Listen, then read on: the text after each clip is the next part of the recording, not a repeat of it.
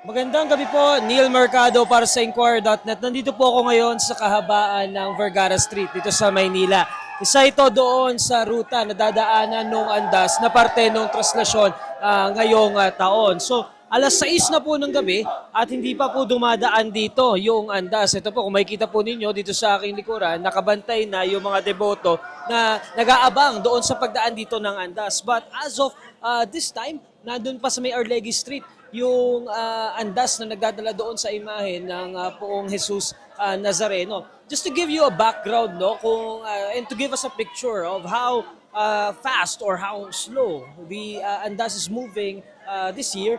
Noong nakaraang taon po, dito sa area na ito ng Vergara Street, dumaan dito yung andas around 2 p.m. At ang oras na po ngayon, 6 p.m. at medyo na malayo-layo pa yung kasulukuyang kinaroroonan ng andas. So, if we're going to follow doon, talagang medyo behind tayo kumpara diyan doon sa last year.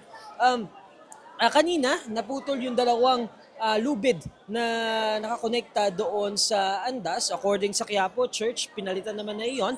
At meron namang sa earlier reports nila, no, meron nakahanda na 3 pang set ng lubid in case nga magkaroon ng ganong klaseng sitwasyon. So sa ngayon, binabantayan natin kung anong oras makakadaan dito sa Vergara Street. Because mula dito sa Vergara Street hanggang doon sa San Sebastian Basilica, kung saan nangyayari yung dungaw, historically, it takes around 4 hours to 5 hours. So kung meron ng bahagyang delay ngayon, no, we can expect siguro na talagang malilate yung mas matagal yung traslasyon ngayong taon kung ikukumpara dito sa mga nakaraang taon. So ito po ang sitwasyon ngayon dito sa may Vergara Street.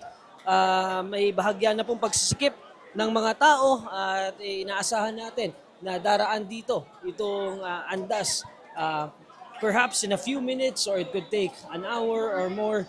We'll find that out later. So manatili po nakatutok sa Inquirer.net. Ito si Neil Mercado para sa Nazareno 2026.